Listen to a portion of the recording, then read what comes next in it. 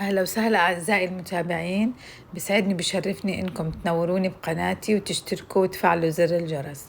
اليوم رح نعمل أكلة من التراث السوري اسمها حراق إصبعه. زي ما أنتم شايفين المقادير: عدس حب بني، معكرونة فيتوشيني، تمر هندي، رمان، بصل مقطع جوانح، خبز لبناني مقطع مربعات، عندي زيت زيتون وتوم وفلفل أسود وكمون وبهارات مشكلة وملح ومكعب ماجي، وعندي كزبرة. هاي هي المكونات، وأهمها طبعا زي ما انتم عارفين اللي هو العدس والفوتوشيني. المعكرونة في ناس بيعملوها بالعجين، بس هلأ الدنيا طبعا صار في كتير شغلات واختيارات، فإحنا اخترنا أسهل لنا المعكرونة الفوتوشيني. والعدس الحب زي ما انتم شايفينه البني. التمر الهندي بكون نقعته ومارساه وجهزته. وهلا المعكرونه زي ما انتم شايفين بحطها زي ما انتم شايفين بايدي وبكسرها، بيطلع عندي هذا الشكل. وبنقع التمر الهندي بمي سخنة أو قبل بيوم، بعدين تمرسيه وبتصفيه بتاخديه وبتجهزيه. بعدين بقول لك أي متى منضيفه. أول خطوة بنضيف زيت الزيتون،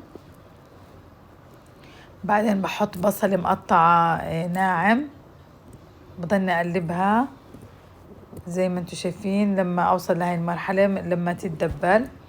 بعدين بغسل العدس وبجففه، وبعدين بحطه فوق البصلة وبضلني أقلب فيهم. أيوة زي ما انتم شايفين، يعني ما بسلق العدس، لا، بغسله وبحطه مع البصلة بعد ما تدبلت وزيت الزيتون، وبضلني أقلب فيهم. بيكون أفضل من إنك تسلقيه، بتكون نكهة أكتر. وبعدين باخد التومة وبدقها، أو إذا بتحطوها بالمضرب الخلاط وبتضيفوها على العدس. وبرضه هلأ بنضلنا نقلب فيها. بنضيف بهاراتنا: الفلفل الأسود والكمون والبهارات السبعة أو بهارات مشكلة والملح، وبتضلك تقلبي فيهم زي ما انتم شايفين لما تطلع ريحة التومة والبصل البهارات.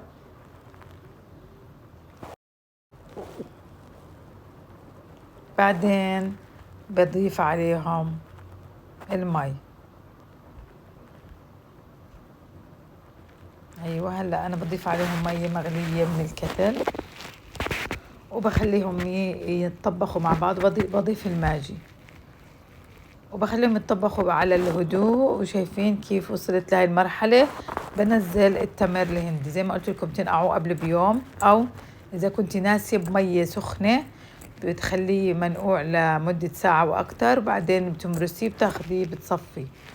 بهاي الاثناء بقلي البصل الجوانح بزيت الزيتون، وبعدين لما العدس استوى او قرب يستوي بنزل عليه المعكرونة الفوتوشيني. برضو بسلقها مع العدس، يعني في ناس بيسلقوا العدس لحال وبيسلقوا المعكرونة، لا، هيك بتكون الطعم أطيب وكله متجانس مع بعض وما ياخد من نكهة بعض. بضيف شوية مية عشان سلق المعكرونة، طبعا مي سخنة بتكون، وبتركهم لما يستووا مع بعض. أو أنا حطيت مية دافية هون مش سخنة.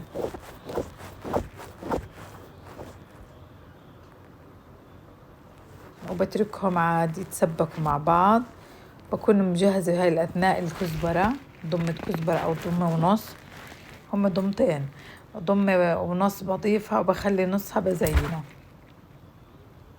أيوة زي ما انتوا شايفين قطعت الضمة والنص وحطيتهم يكملوا سوا مع المعكرونة والعدس.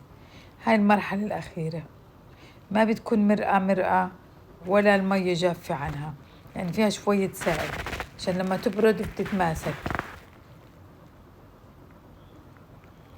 ايوه هيك بيكون شكلها. وزي ما انتم شايفين سكبتها، بعدين زينتها بالرمان والبصل الجوانح المقلب بزيت زيتون، والخبز المحمص بزيت زيتون والكزبرة. وبصراحة طعمها لذيذ جدا. وفي ناس بيحبوا الحموضة زيادة، فيك تزيدي دبس رمان أو ليمون. وهي شكلها النهائي وكتير طعمها لذيذ. وبنصحكم تعملوها، حتى الأطفال بحبوها. صحتين وعافية، وأهلا وسهلا فيكم قناتي.